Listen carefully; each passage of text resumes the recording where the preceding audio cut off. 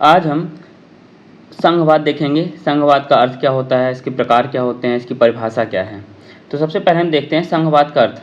संघवाद को हम एक सरल भाषा में देखते हैं, साधारण तौर पर समझने की कोशिश करते हैं इसको। संघवाद एक ऐसी शासन प्रणाली, क्या है, शासन प्रणाली है जिसमें सत्ता और अधिकारों को विभाजन दो स्तरों की सरकारों के बीच होता है। संघवाद एक ऐसी शासन प्रणाली है, यानी कि जो शासन करता है वह एक ऐसी प्रणाली है जिसमें सत्ता व अधिकारों को विभाजन दो स्तरों यानी कि दो भागों में बटा होता है।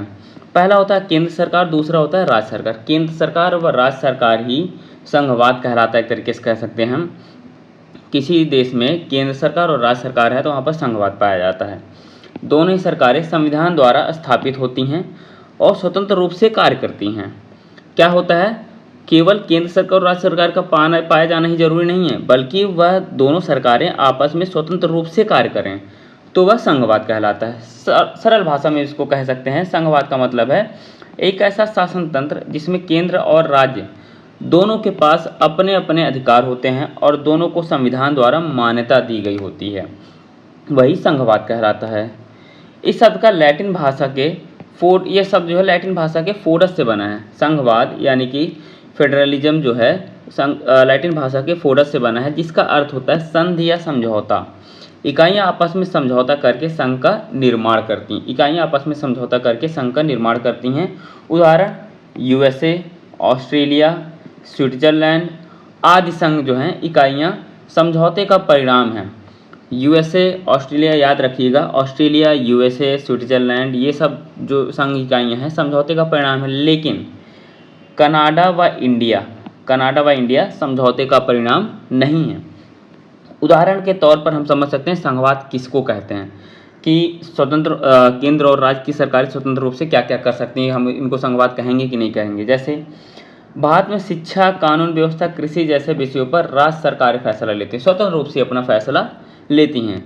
लेकिन रक्षा, विदेश नीति जैसे विषय पर केंद्र सरकार इन पर फैसला लेती है, यानी कि राज्य सरकार जो है वो अपना स्वतंत्र रूप से फैसला ले रही है, केंद्र सरकार जो है अपना स्वतंत्र रूप से फैसला ले रही है।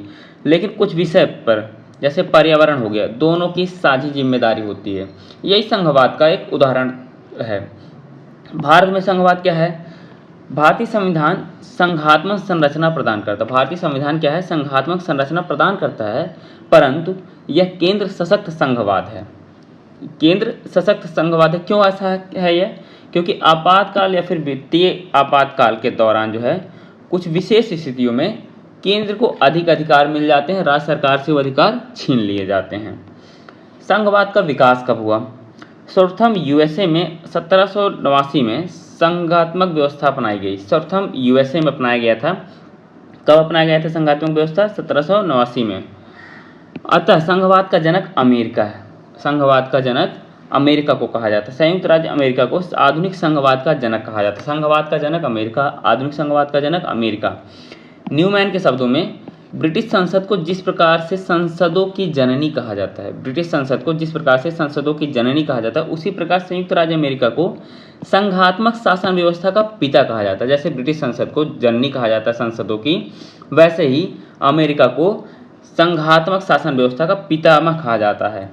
CF स्ट्रॉन्ग, संयुक्त राज्य अमेरिका का संविधान संसार में सर्वाधिक संघीय। CF स्ट्रॉन्ग का कथन है, पूछा भी जाता है, संयुक्त राज्य अमेरिका का संविधान संसार में सर्वाधिक संघीय है। केसी वीर ने इसे अदृश्य राज्य की संज्ञा दी। केसी वीर ने इसे क्या कहा है, अदृश्य राज्य की संज्ञा दी है। ये सब इंपॉर्टेंट है, पूछा जाएगा प्रश्नों में और पूछा गया है।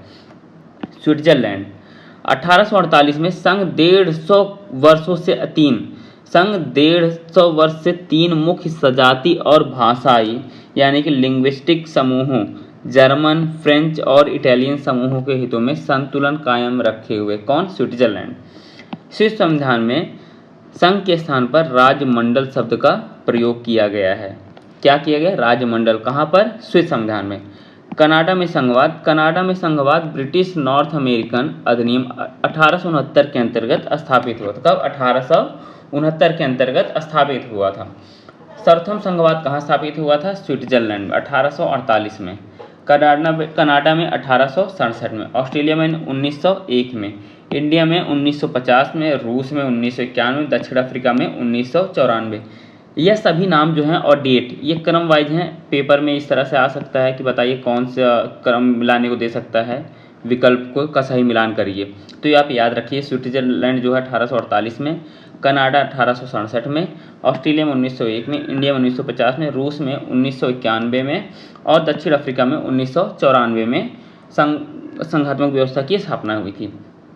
केसी वियर क्या कहते हैं, इनकी परिभाषा देख लेते हैं। संघवाद एक ऐसी शासन व्यवस्था जिसमें दो स्तरों की सरकारें एक ही क्षेत्र और जनता पर स्वतंत्र रूप से कार्य करती हैं और अपने अपनी शक्तियों के लिए संविधान के अधीन होती हैं। व्याख्या, केंद्र और राज्य दोनों के अधिकार स्पष्ट रूप से निर्धारित होते हैं। केसी वियर के अनुसार क्या बोल रहे हैं ये कि एक ही देश की जनता है जहां पर दो सरकारें एक ही जनता पर एक साथ शासन कर रही होती, एक केंद्र सरकार की सरकार जो है शासन कर रही होती, एक राज्य सरकार की सरकार जो शासन कर रही होती, और सभी दोनों सरकारों के जो नियम होते हैं उनको स्वभावतः फॉलो करते हैं उस देश की जनता। डायसी क्या कहते हैं, संघात्मक शासन व्यवस्था वह है जिसमें सरकार की शक्तियों का वितरण विभिन्न स्तरों पर किया गया होता है और यह वितरण संविधान द्वारा सुनिश्चित होता है। विल्सन क्या कहते हैं, विल्सन, संघवाद शक्ति का नहीं बल्कि जीवन का विभाजन है। अर्थ केवल प्रशासनिक नहीं बल्कि राजनीतिक और सामाजिक जीवन में भी सत्ता का संतुलन संघवाद में होता है। विल्सन क्या कहते हैं, संघवाद शक्ति का नहीं बल्कि जीवन का विभाजन है। अर्थ क्या है, केवल प्रशासनिक नहीं बल्कि राजनीतिक और सामाजिक जीवन में भी सत्ता का संतुलन संघवाद में होता है। ग्रीनविल ऑस्टिन क्या कहते हैं, भारतीय संघवाद सहकारी संघवाद का उदाहरण है। कौन कहता है, ग्रीनविल ऑस्टिन, भारतीय संघवाद सहकारी संघवाद का उदाहरण है जिसमें केंद्र और राज्य दोनों मिलकर काम करते हैं। बिल्कुल सही है। अलेक्जेंडर हैमिल्टन का कथन क्या है, संघवाद वह तंत्र है जो सत्ता को विभाजित कर केंद्र और राज्यों दोनों को संप्रभुता का अनुभव कराता है।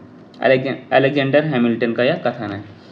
जेम्स मैडिसन, संघीय प्रणाली में सरकार के दो स्तर होते हैं जो एक दूसरे पर निर्भर नहीं होते हैं बल्कि अपने अपने क्षेत्र में सर्वोच्च होते हैं। डायसी का कथन है, संघात्मक राज्य एक राजनीतिक समझौते के अतिरिक्त कुछ नहीं है। डायसी का क्या कहते हैं, संघात्मक राज्य एक राजनीतिक समझौते के अतिरिक्त कुछ नहीं है जिसका उद्देश्य राष्ट्रीय एकता तथा राज्य के अधिकारों में सामंजस्य स्थापित करना होता है। केसी वियर क्या कहते हैं, संघीय व्यवस्था में राज्य संघ में मिलना तो चाहते हैं पर वे एकात्मक शासन निर्माण के इच्छुक नहीं होते हैं। महत्वपूर्ण है, आया हुआ है ये प्रश्नों में, पेपरों में। संघीय व्यवस्था में राज्य संघ में मिलना तो चाहते हैं पर वे एकात्मक शासन निर्माण के इच्छुक नहीं होते हैं। मैरियट क्या कहते हैं, संघ का निर्माण होता है, स्वतः जन्म नहीं होता है। मैरियट का यह कथन है। डेनियल एल्जार संघवाद में विकेंद्रीकरण की जगह गैर केंद्रीकरण शब्द का प्रयोग को अधिक उपयुक्त मानते हैं, जहां ग्रेनविल ऑस्टिन भारतीय संघवाद को सहकारी संघवाद कहते हैं, यानी कि केंद्र और राज्य सरकारें दोनों मिलकर आपस में सहयोग करके काम करती हैं। वहीं डेनियल एल्जार ने अमेरिकी संघवाद को सहयोगी सहकारी संघवाद की संज्ञा दी है। संघवाद की विशेषता क्या होती है, यहाँ पर द्वैत सरकार, दो स्तर की सरकारें होती हैं, केंद्र और राज्य सरकार। लिखित संविधान होता है, अधिकारों का स्पष्ट वितरण होता है, शक्ति का विभाजन होता है। जैसे भारत में 3 सूचियाँ, संघ व राज्य और समवर्ती सूची, वैसे ही शक्ति की विभाजन अमेरिका में है, राज्य व केंद्र की। संविधान की सर्वोच्चता होती है, सभी सरकारें संविधान के अधीन होती हैं। संविधान की कठोरता, संशोधन प्रक्रिया कठिन होती है संघात्मक व्यवस्था में। न्यायपालिका की सर्वोच्चता, सर्वोच्च न्यायालय विवाद सुलझाता है, जो भी विवाद होते हैं उस विवाद को न्यायालय सुलझाता है, राज्य व केंद्र सरकार के बीच के विवादों को। राज्य की स्वायत्तता, राज्यों को स्वतंत्र कार्य क्षेत्र मिलता है। भारत में संघवाद, संविधान में भारत को राज्यों का संघ कहा जाता है।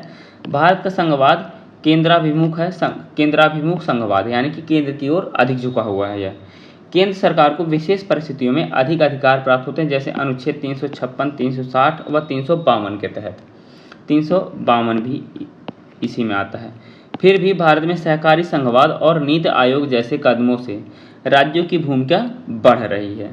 संघवाद के लाभ भी होते हैं कुछ। सत्ता का विकेंद्रीकरण होता है, केंद्रीकरण नहीं होता सत्ता का, यानी कि एक ही व्यक्ति सत्ता को नहीं चलाता है। क्षेत्रीय विविधता का सम्मान, हर क्षेत्र के लोगों का सम्मान किया जाता है। प्रशासनिक दक्षता पाई जाती है संघवाद में। निर्णय लेने में स्थानीय भागीदारी होती है। संघवाद की चुनौतियां भी होती हैं। केंद्र राज्य संबंधों में संघर्ष, वित्तीय असमानता पाई जाती है। कुछ राज्यों को प्रभुत्व होता है, जो राज्य ज़्यादा शक्तिशाली होते हैं उनका प्रभुत्व होता है। केंद्र राज्य संबंधों में संघर्ष बना रहता है। आपातकालीन शक्तियों का दुरुपयोग किया जाता है। जैसे यहाँ पर जो है इंदिरा गांधी ने किया था आपातकालीन शक्ति का दुरुपयोग। कुछ महत्वपूर्ण अनुच्छेद भी हैं।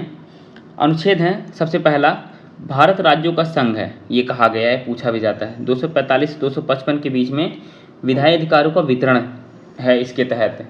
280 में वित्त आयोग के बारे में बताया गया, 356 में राष्ट्रपति शासन के बारे में बताया गया और 368 में संविधान संशोधन प्रक्रिया का वर्णन किया गया है। आगे हम अगले वीडियो में देखेंगे शक्ति वितरण के प्रकार और संघवाद के प्रमुख प्रकार।